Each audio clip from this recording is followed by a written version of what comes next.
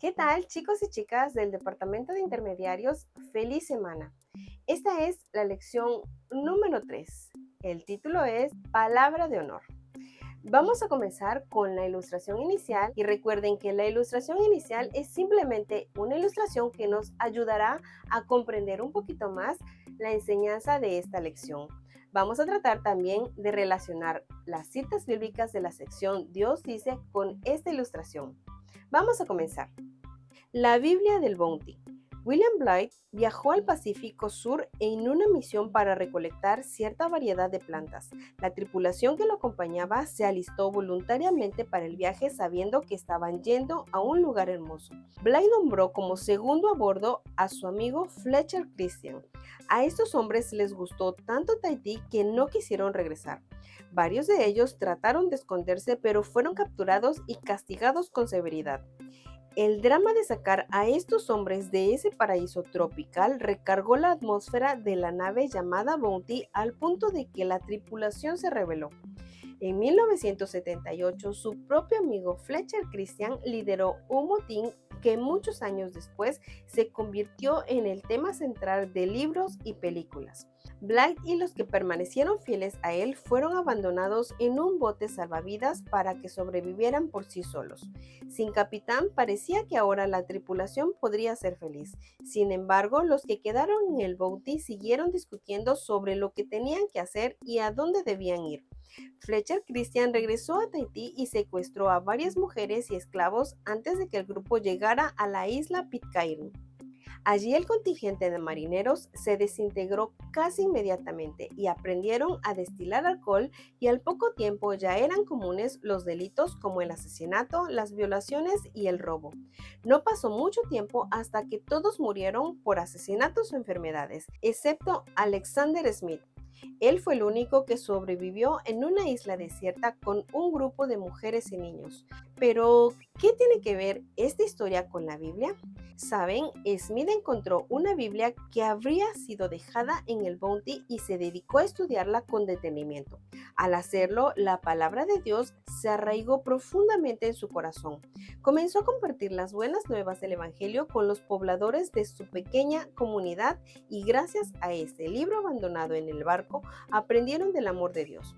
20 años después, cuando otro barco llegó a la isla Pitcairn, la tripulación encontró a una comunidad cristiana feliz, sana y pujante, y sin ninguna de las características que identificaban a las personas que llegaron por primera vez a ese lugar.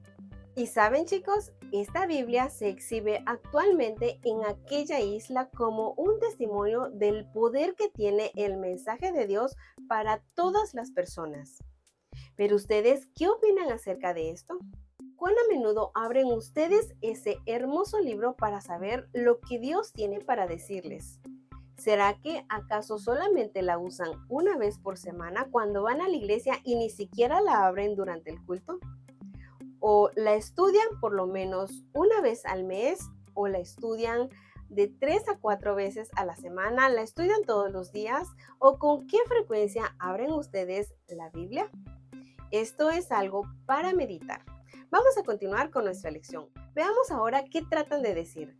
Personas diferentes, opiniones diferentes. Recuerden, estas opiniones pueden ser de ciudadanos del reino o no, pero vamos a ver qué relación podrían tener con lo que estamos aprendiendo en esta lección. Recuerden, el título es Palabra de Honor. Si tenemos muchas palabras, pero nada de espíritu, nos secamos. Si tenemos mucho espíritu, pero nada de palabras, estallamos. Pero si tenemos palabras y espíritu, crecemos. La Biblia está viva. Ella me habla. Tiene planes, me persigue. Tiene manos, se aferra a mí. Una Biblia que se cae en pedazos seguramente pertenece a alguien que no está en esa condición.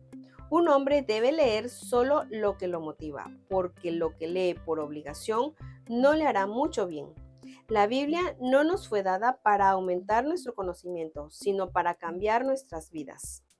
Y entonces, saben, alrededor de 9 de cada 10 adolescentes afirman que en su vida eclesiástica se vieron expuestos a las siguientes situaciones.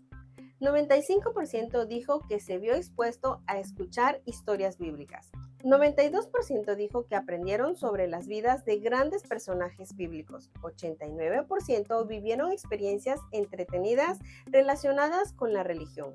Y 53% dijo que su experiencia en la iglesia los ayudó a entender suficientemente la Biblia como para tomar una decisión basada en principios bíblicos. Entonces, ¿cuál es el problema?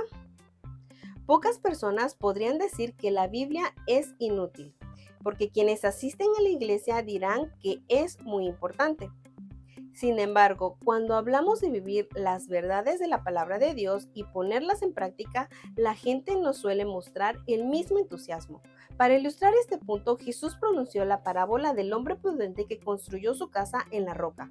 Por tanto, el que me oye y hace lo que yo digo es como un hombre prudente que construyó su casa sobre la roca. Vino la lluvia, crecieron los ríos y soplaron los vientos contra la casa, pero no cayó, porque tenía su base en la roca. Por supuesto, el insensato ilustra a aquel que escucha la palabra de Dios, pero que no la pone en práctica. Quizá no sabemos cómo integrar el mensaje de las Escrituras en nuestra vida, o aún no hemos descubierto de qué manera Dios puede hablarnos a través de su palabra.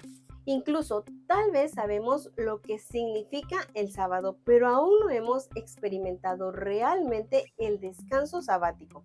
Deberíamos ser capaces de explicar lo que sucede según las Escrituras cuando una persona muere. Sin embargo, ¿será que alguna vez hemos tenido que compartir lo que dice la Biblia con alguien que está llorando por la muerte de su ser amado? Tal vez el eslabón perdido en nuestra comunicación con Dios sea que nos falta aprender cómo permitir que su palabra moldee la manera en que vivimos cada momento. Continuemos con la sección Dios dice y recuerden que de esta sección ustedes pueden elegir el versículo que más les guste para memorizarlo durante la semana. En tiempos antiguos, Dios habló a nuestros antepasados muchas veces y de muchas maneras por medio de los profetas. Ahora, en estos tiempos últimos, nos ha hablado por su Hijo, mediante el cual creó los mundos y al cual ha hecho heredero de todas las cosas. Jesús hizo muchas cosas, tantas que si se escribieran una por una, creo que en todo el mundo no cabrían los libros que podrían escribirse. Por eso de nuestra parte damos siempre gracias a Dios, pues cuando ustedes escucharon el mensaje de Dios que nosotros les predicamos, lo recibieron como el mensaje de Dios y no como mensaje de hombres. Y en verdad es el mensaje de Dios, el cual produce sus resultados en ustedes los que creen. Porque mis ideas no son como las de ustedes y mi manera de actuar no es como la suya. Así como el cielo está por encima de la tierra, así también mis ideas y mi manera de actuar está por encima de las de ustedes. El Señor lo afirma, así como la lluvia y la nieve baja del cielo y no vuelve allá, sino que empapa la tierra, la fecunda y la hace germinar, y producen las semillas para sembrar y el pan para comer. Así también la palabra que sale de mis labios no vuelve a mí sin producir efectos, sino que hace lo que yo quiero y cumple la orden que doy.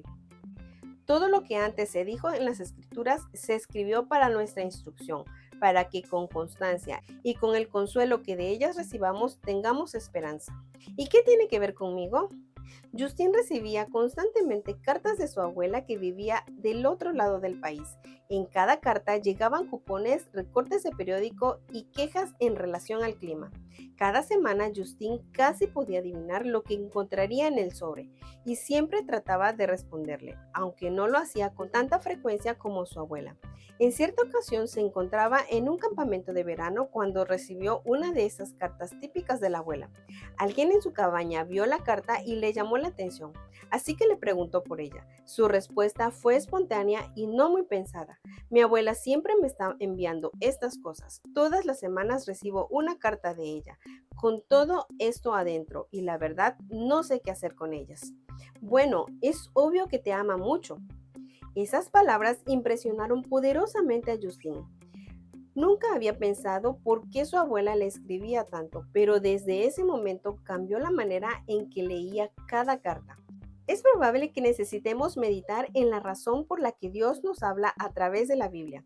Si recordáramos por qué Dios escribió la Biblia, ¿cambiaría la manera en la que la leemos? Entender el propósito de las escrituras puede darnos el estado de ánimo necesario para leerla. Es una carta de alguien que nos ama profundamente. Tal vez sus palabras suenen arcaicas y sus historias anticuadas, pero el mensaje que contiene proclama cuán importante somos para Dios. ¿Y cómo funciona?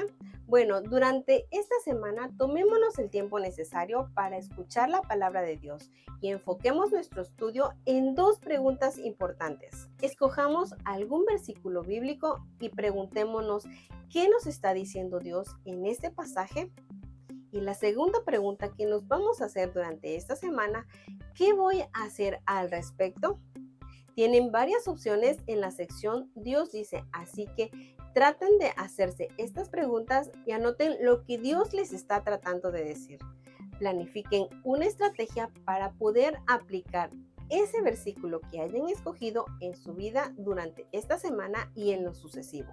Y bueno, hasta aquí llega nuestra lección. No se olviden de estudiar cada sección de su lección, escoger un versículo de la sección Dios dice y memorizarlo durante toda esta semana. Los espero en la siguiente lección de Fe Real.